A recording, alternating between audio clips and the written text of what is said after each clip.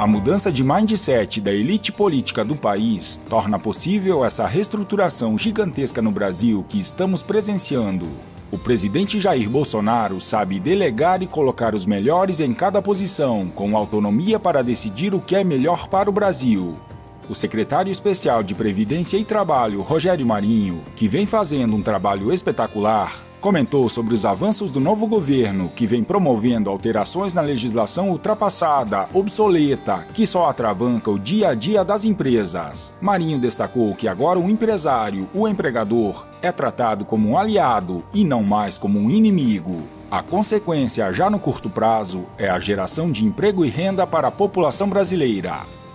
Senhor presidente, são com situações como essa que nos dão ânimo para lutar, que nos dão sangue no olho, que nos dão disposição e vontade para fazer com que o país seja um ambiente racional, sem divisão entre nós e eles, porque quem trabalha e quem emprega tem o mesmo objetivo.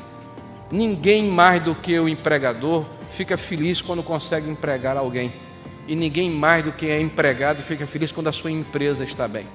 Isso é uma combinação, uma conjunção de esforços. E é assim que a gente tem que encarar o setor produtivo. Essa divisão não leva nada a lugar nenhum. E o Brasil, se Deus quiser, vai entender que nós precisamos mudar o Brasil que nós temos.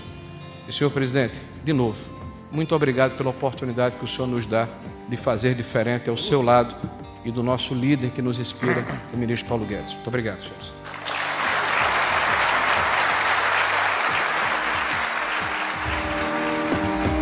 O ministro da Economia, Paulo Guedes, afirmou que a pauta do governo do presidente Jair Bolsonaro para o segundo semestre deste ano tem como parte de seus objetivos a apresentação de propostas ao Congresso para a revisão do Pacto Federativo e do sistema tributário. Vamos falar dos próximos 6 meses. O governo vai propor um novo Pacto Federativo e vai enfrentar a questão tributária. Já tenho mantido conversas com a Câmara, com o Senado e com o STF. Todos compreendem a importância desta agenda, disse o ministro. Guedes revelou que a intenção do governo federal é promover a descentralização dos recursos e das responsabilidades entre os entes federados através de um pacto entre a União, estados e municípios. O ministro também indicou que, ao ampliar o acesso a recursos para estados e municípios, a União terá uma postura de isenção com relação a eventuais falhas na gestão financeira destes entes federados. Vai ter mais dinheiro, mas vai ter mais responsabilidade. Nessa nova lógica, se um Estado for perdulário, irresponsável e quebrar, não é o Brasil que tem que pagar a conta, e sim quem votou nesse governante, sustentou Guedes. Utilizando uma figura de linguagem ousada, o ministro disse considerar que o brasileiro vive em um manicômio tributário e afirmou que a proposta do governo é simplificar o sistema. Além de destacar os projetos do governo para o segundo semestre, o ministro da Economia reafirmou o desejo de intensificar as políticas de privatizações e acelerar os leilões para a concessão de atividades no setor de energia. Citou Petrobras, Eletrobras e Correios como empresas estatais envolvidas prioritariamente neste processo e revelou sua visão pessoal sobre a estrutura pública. Eu queria vender todas, mas não vou conseguir. Eu queria toda a Previdência, mas não vou conseguir. Mas esta é uma das belezas da democracia. As decisões são compartilhadas e a gente tem que respeitar estas mudanças. Os 5 pontos da pauta econômica destacados por Paulo Guedes são: abertura econômica. O secretário do Comércio americano não vinha ao Brasil há 8 anos, a última vez que veio foi em 2010, depois desistiu, não voltou mais. Já veio e disse que quer vir toda hora, vamos conversar e vamos fazer coisas juntos.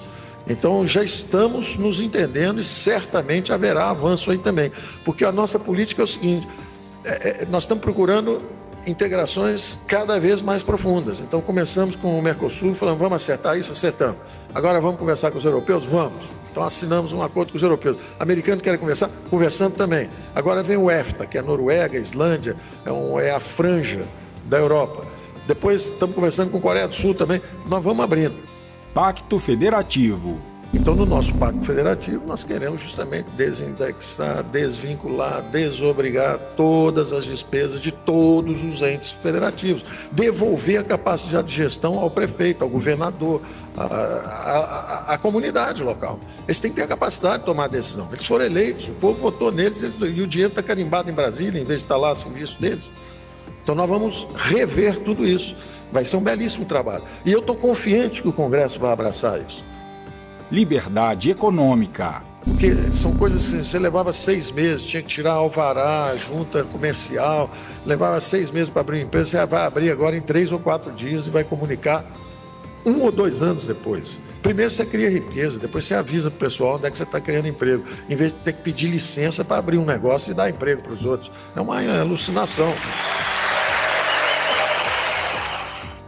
Enxugamento do setor público.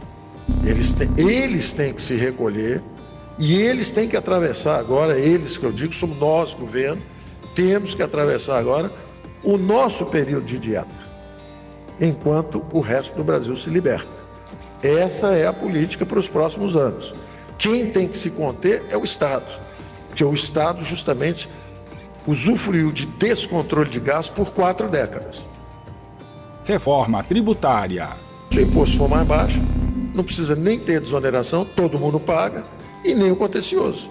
Então nós precisamos reduzir a alíquota, ampliar a base para todos pagarem menos, mas todos pagarem. É o que a gente tem que fazer. Então nossa reforma tributária vem por aí.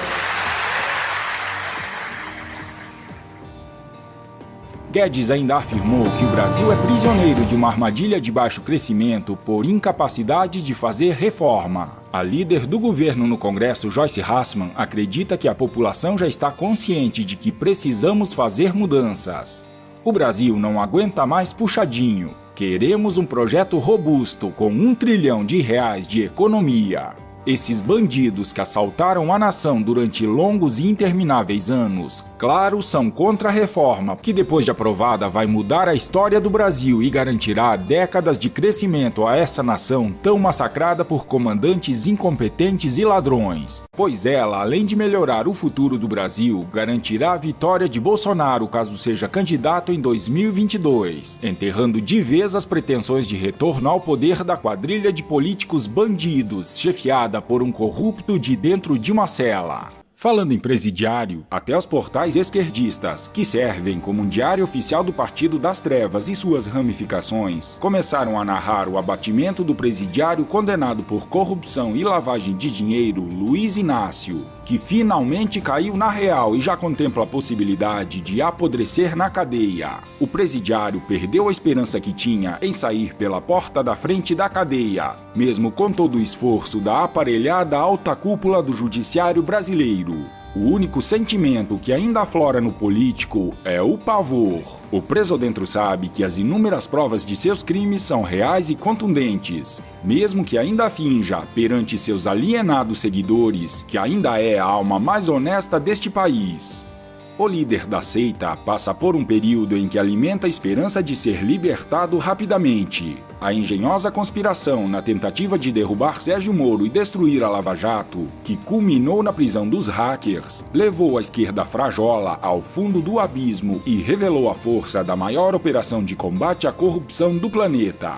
Com Sérgio Moro no Ministério da Justiça, seus advogados recorreram novamente à ONU, na esperança de anular sua primeira condenação. Pura utopia, recorrer à ONU, ao Papa ou ao ditador Maduro dá na mesma, só serve para iludir seus aloprados militantes. Ele está sendo ludibriado pelos causídicos, que lhe apontam brechas fictícias jurídicas capazes de reverter decisões judiciais a seu favor. Tudo ilusão. Na medida que os dias se passarem e a ficha começar a cair, o preso dentro e todos os zumbis amestrados ficarão apavorados e perceberão que seu mundo de faz de contas desabou.